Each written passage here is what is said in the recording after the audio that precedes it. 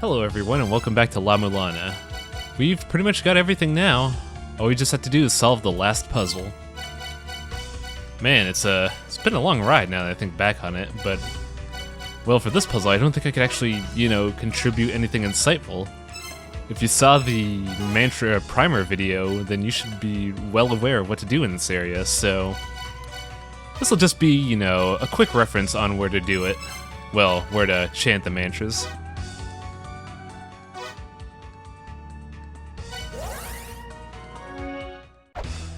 Now we started off this area by seeing... We started off the dimensional corridor by seeing the mantra here.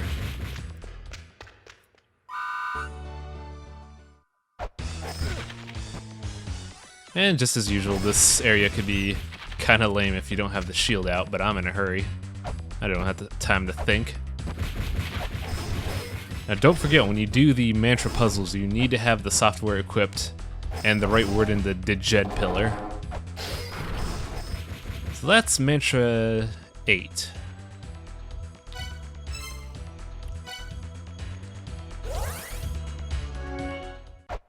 Mantra 7 is a very clever trick. It's giving you the hint that you could split the maze in two, so you gotta figure out where exactly at the feet they're talking about. When they say feet, they refer to the feet in the map, not to the statues here, because the statues here don't have feet. Huh. Most people think it's the one at the Mausoleum of Giants because there are feet there, but nope, it's here. You're gonna be switching your scanner a lot during this puzzle.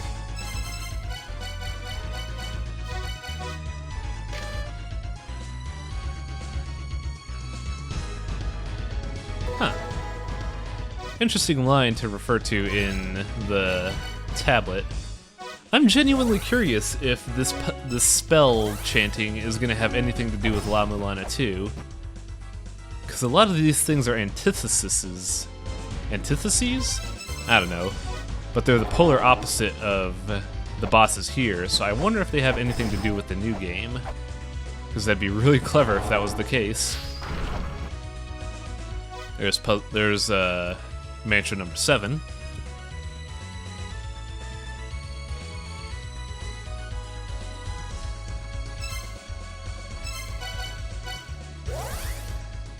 Next one takes a little bit of, well, not so much effort to get to.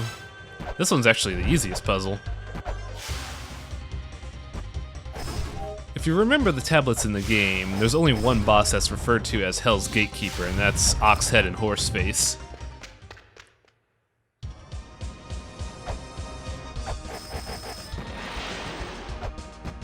And there's our mantra.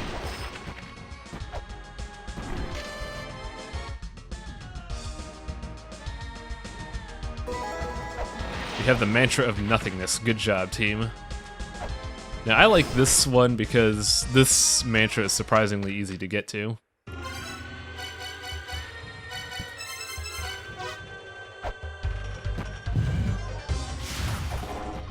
It's right here. No big thing. That was mantra 6, I believe.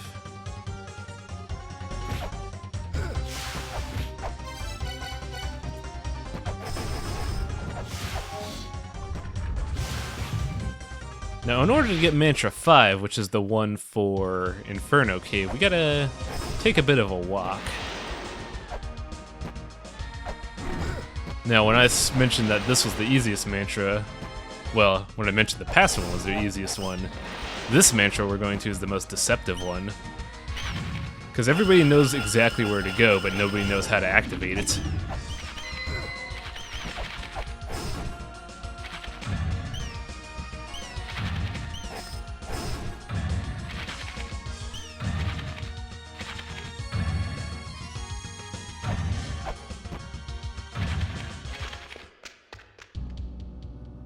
Now, in order to get the next mantra, we need to do something in a specific backside area. Oh, what's this? Let's blow ourselves up and find out. It's just money. Money's nice, though.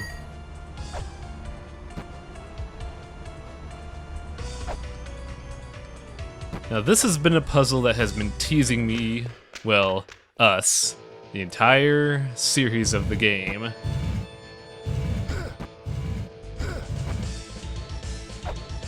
Now, I know what you're thinking of, and yes, that's exactly what the mantra is, but you need to do one thing first that you would never think to do. You can only beat up this statue when you start doing the mantra puzzles, and it's in the room directly above the chick in the Inferno Cave, but nobody ever remembers that thing. It's probably one of the most forgetful things to do, but by hitting that, we get our mantra. Go figure, Vi is his own undoing. Poor guy. Now, while that's the most difficult mantra to get, this is going to be the difficult wedge to get, because when they made this wedge in the original game, they transferred over the map 1-to-1 to the remake, but they shifted the mantra over one tile. So most players that played the original game are confused by this wedge. I could just, you know, get over this pipe. There we go. Also, I've been beaten up to hell and back. I need healing.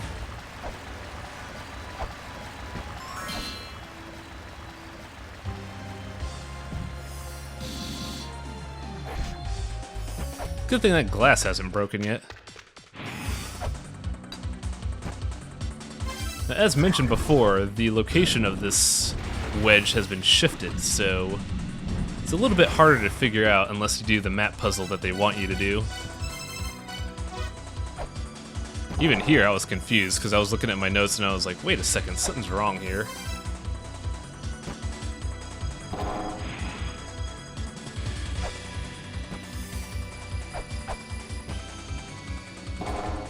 And there's mansion number 4.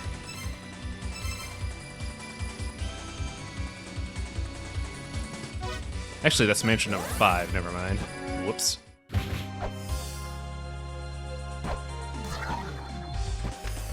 I'm so glad I unlocked that door. Like, there's no reason to use it since you could just fall to where you want to go, but it's fun to have.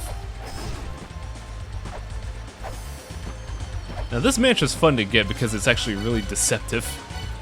You'll see why in a minute.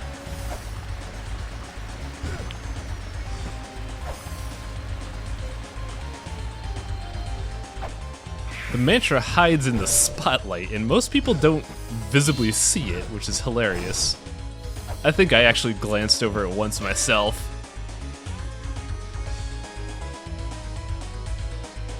Now, I mentioned that I was hoping these mantras would refer to the bosses in the sequel, but I don't think we're gonna fight an ocean in La-Mulana 2.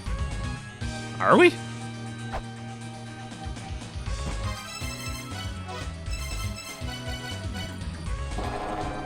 Also, if you haven't done this puzzle yet, shame on you. You still have to go here for the wedge.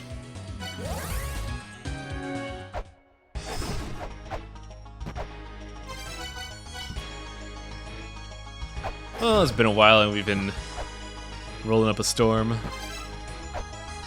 This is actually a tricky mantra because they don't have a tablet for this mantra, so most people get really confused and try to like figure out where it is. But I think it's designed in a way to say, "Hey, you forgot a tablet. You should check again." Oh yeah, insights from Mulbrook. Whoops.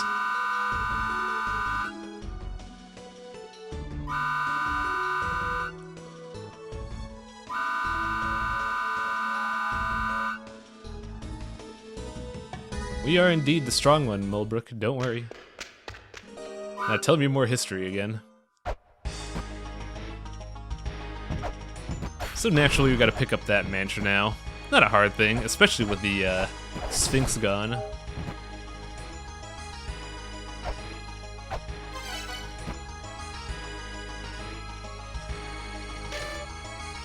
The Eye of Wedget.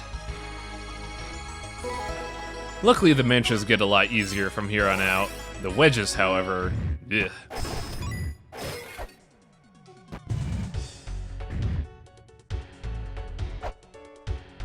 I mean, it seems like it's been so long since we've been in this area. I miss the Moonlight Temple. Shame this is the last we're gonna see of it. A lot of people criticize this specific segment of the game because the backtracking is claimed to be padding, but I think what they're trying to do is, like, send you down memory lane of sorts.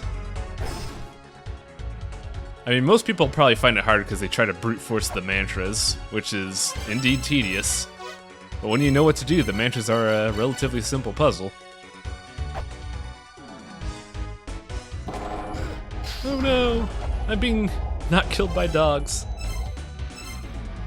Well, that's the last of Temple of Moonlight. I'm gonna miss it.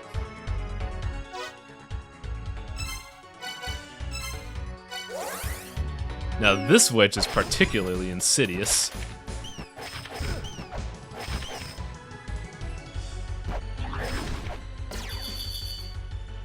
Well, I guess the mantra is too, because it's like the most vague thing you could think of.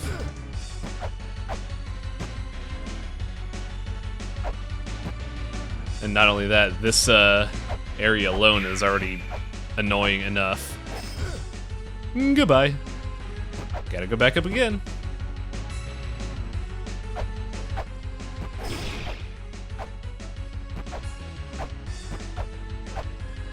Oh, that's not a scanner. Crap.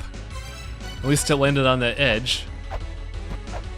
Also, I don't think you guys saw it, but La Mesa does have context-sensitive foot placement, which is pretty cool. Especially for a 2D game. Now, the actual location of the mantra is tricky because compared to Mausoleum of the Giants, or compared to the other maps, the Giants area is really weird when it comes to the map. Even when you try to do the puzzle proper, it's still confounding. I had to ask for help myself, it was that bad.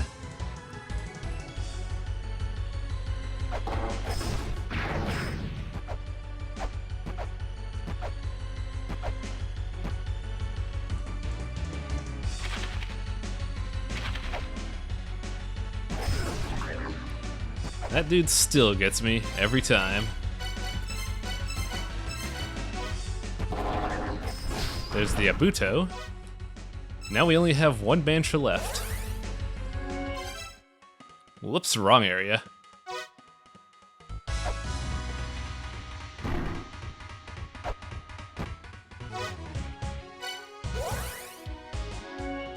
The last mantra is the Sign of Courage. Now, I bet no one remembers what the Sign of Courage is, and I thought this was a really great hint. Yep, the last mantra is where you had to prove your courage for the shurikens. We've come full circle. It's incredible.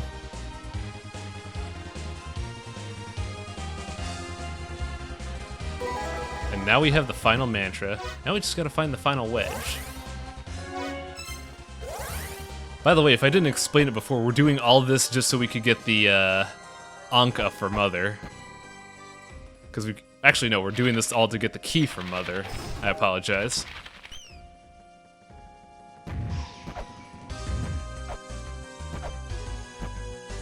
And the final wedge is up here.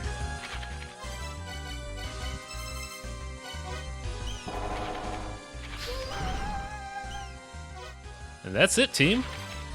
We also got a shiny new weapon out of it. That key sword we had that was useless the entire game, it's now as powerful as the whip.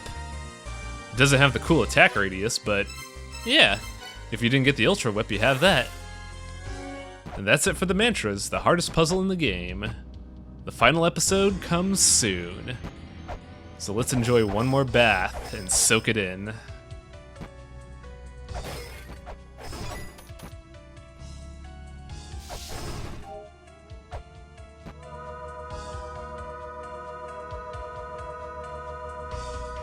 See you next time.